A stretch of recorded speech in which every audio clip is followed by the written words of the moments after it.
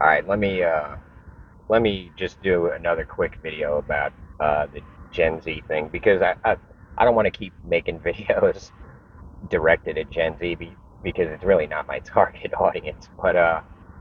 So uh, but my last video, I'm like, what advice do I have for Gen Z? And I pretty much blanked out.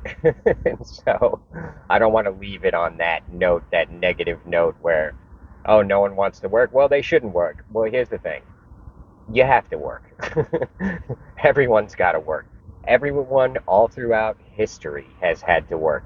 Food doesn't land on your head when you wish for it. You know what I'm saying? So, even 10,000 years ago, our ancestors had to either hunt and gather, which is a full-time job, or they had to raise livestock and crops. So you're always going to have to work, and that's fine. That's a good thing. Thank God for it, because without work, what the hell else is there to do? You know what I mean?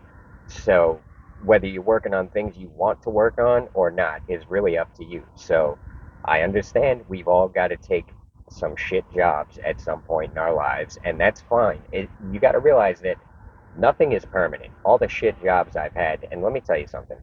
I was clinging to these jobs with everything I had. I didn't want to, my comfort and security depended on these jobs. I had bills to pay, I had an apartment, and I had rent, and so, I was afraid to lose these jobs. And when I would lose these jobs due to either unforeseen circumstances or just my own attitude or whatever it was, um, I felt like it was the end of the world and I was screwed. Now, in hindsight, thank God I lost every single one of those jobs because I couldn't imagine still doing those jobs. So, you know, whatever job you have to take and do what you got to do, you got to realize it's not permanent. It's as permanent as you want it to be. But here's the other thing you got to realize, and here's something that Generation X and the Boomers and a lot of the Millennials didn't have. You guys have a lot of options. The internet is a gold mine.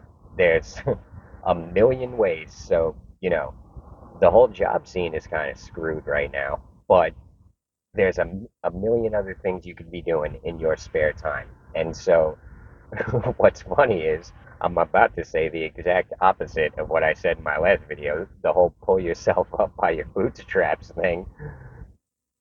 It actually is good advice, just not conventionally. So, you know, you can't build up an empire working at Starbucks or Burger King or whatever, but you can build up an empire on the side. And eventually, if you're it, if you make the right moves, that empire is going to start paying off a lot more than the regular jobs. So I don't suggest you do what I did, which is just kind of ditch everything and go live on the street. That's what I had to do. Those were the fears I had to conquer. Those were the parts of myself that were holding me back.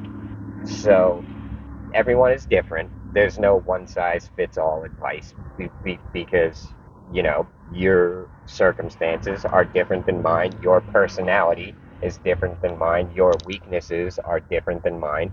So what it comes down what it comes down to, and this is true for everyone all throughout history, is you got to figure out your weaknesses and conquer them, and that's it. That takes a lot of.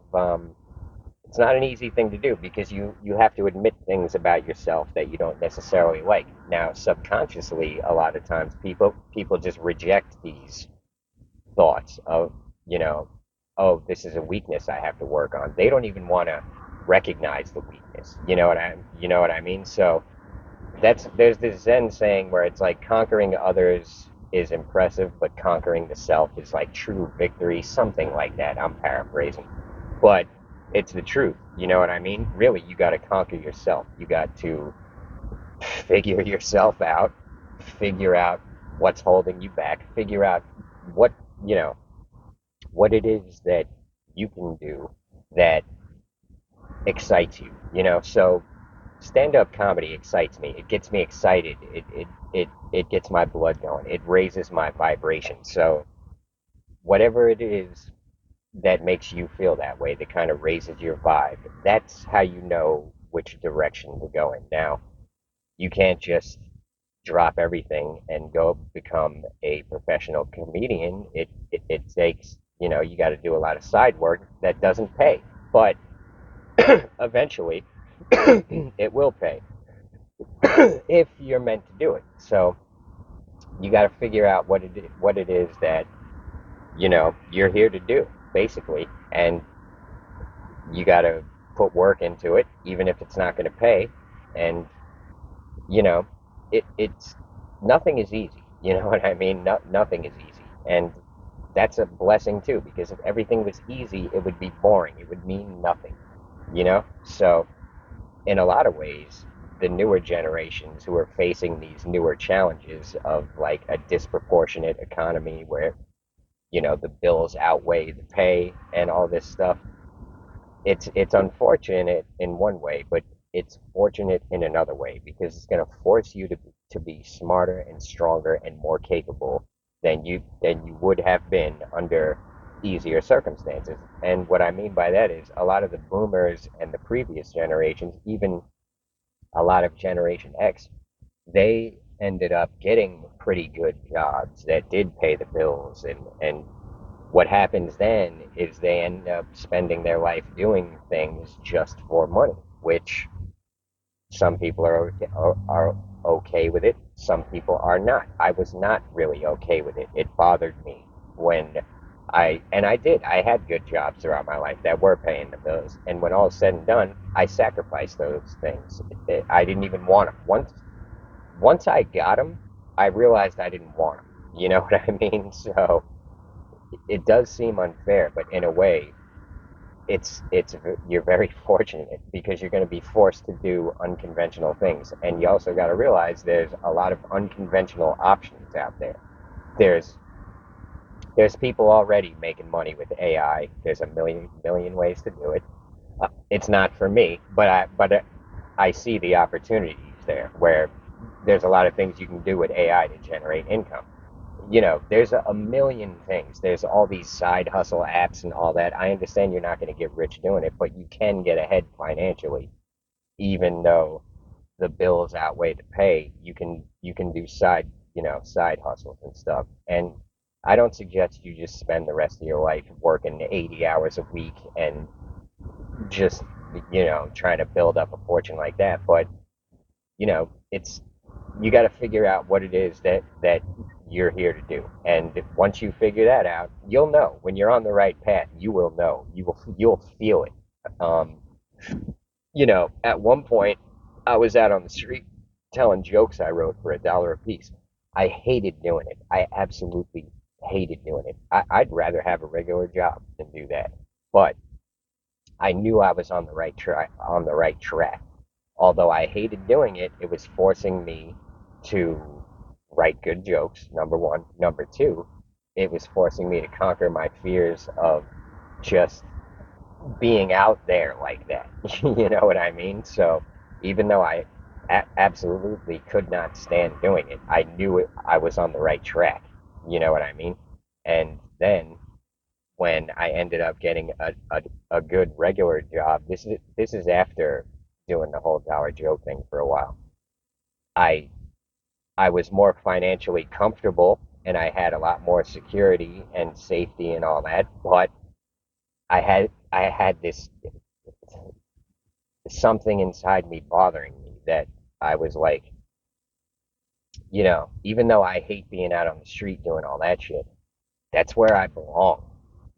Even though it's deep inside me, I just felt that all that hard shit on the street and making money with jokes and all that, financially it made no sense. I was barely making any money, but I knew that was the path that was going to get me where I want to be. And the path with the safety and security and the regular job, it was easier and it made more sense logically, but it didn't feel right. It felt like it was just a lower path. I could have been on a higher path. So even now, this is how you know you made the right decision when you make it again. So I had a good job at Belmont at the horse track on Long Island. Yeah, half my stories are in Florida, half of them are in New York. And it's because half my life is in Florida, half my life is in New York. I've been going back and forth my whole life. So I was living on Long Island, working at the horse track. It's a good job. I was doing maintenance. I liked the job. I liked my bosses. I liked everyone I worked with. We used to smoke weed and chill and laugh and make fun of each other and wrestle. And it was the best job I ever had. It was great. But I had that thing inside me telling me, like, this ain't the path, man, you know? Like, you're gonna regret it if you stay on this path.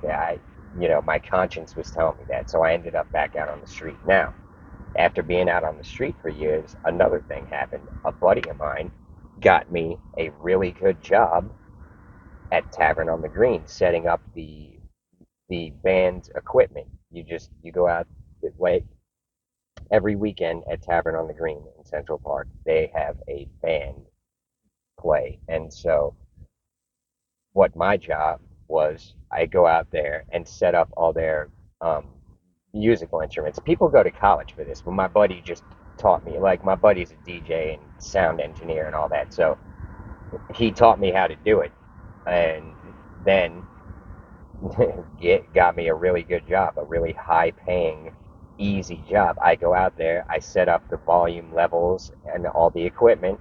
The band checks it. They tell me if they want anything changed, and then I change what they want changed, whatever. And so that was all I did. Then I would sit there bullshitting on my phone for the rest of the day. And then when the band was done, I would put all the stuff in the trailer out in the parking lot at Tavern on the Green. Very easy job, very high paying job. People would kill for this job. People go to college for years for this job.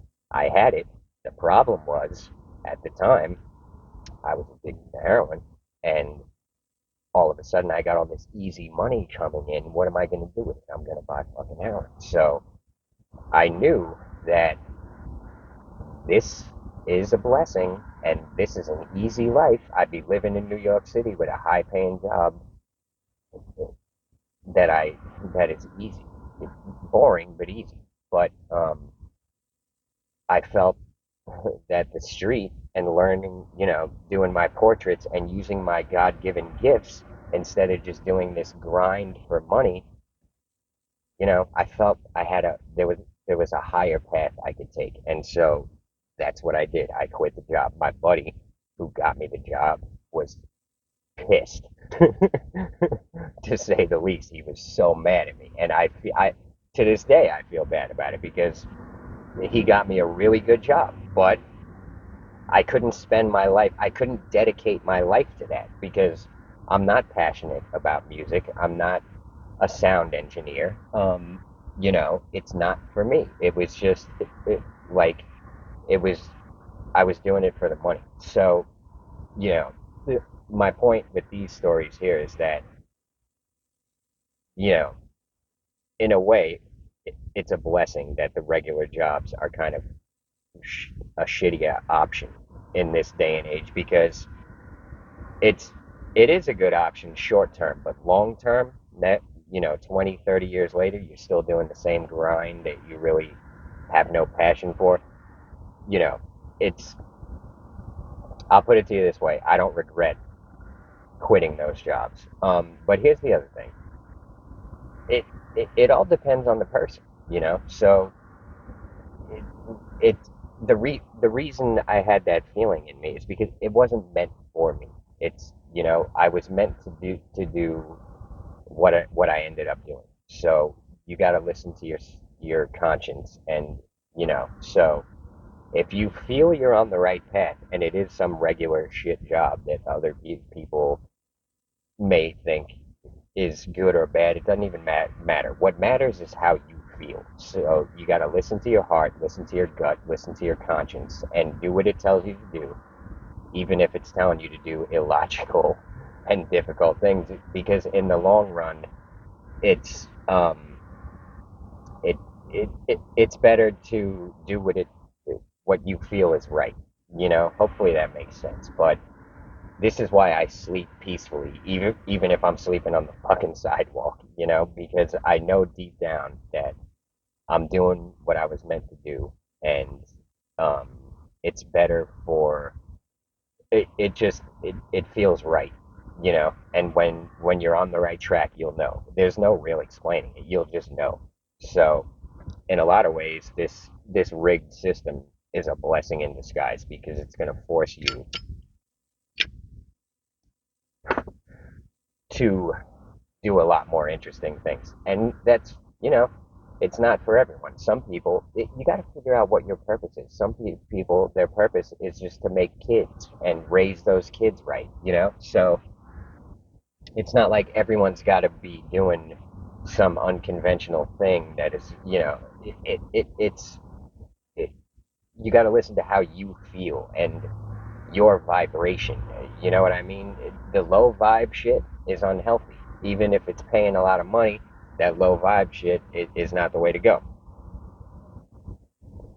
And here's the other thing: if you're doing a job just for the money and you hate the job, you're probably not really doing it too well. And there's other people out there who would appreciate that job and do it to the best of their ability. So really, collectively, what's better for all mankind is for you to do what what makes you vibrate higher, you know?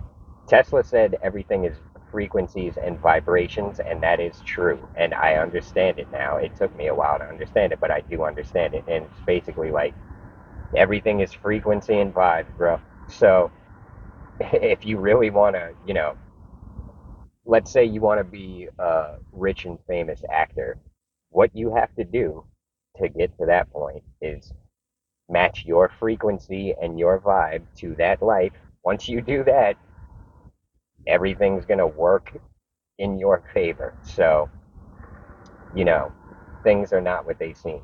And the other thing with these shit drudgery jobs is the harder you work, the luckier you're going to get. And you're going to learn things at these shit jobs that you wouldn't learn any other way. So, wherever you're at in life, make the best of it.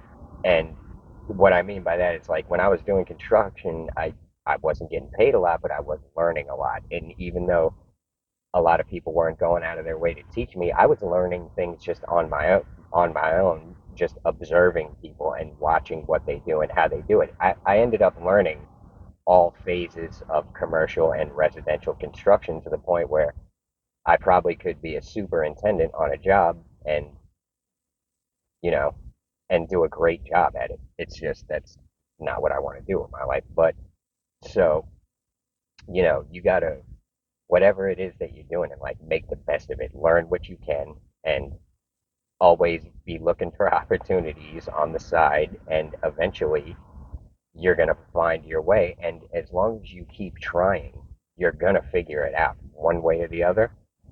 That's a fact. You know what I mean? Intention matters. Keep a positive attitude and make the best of every situation. And the external shit doesn't matter. What matters is your how you feel, your frequency, your vibration. So don't be defeated. Don't just be sitting there thinking everything is impossible because if you think that, then that's going to be the reality you live, you know?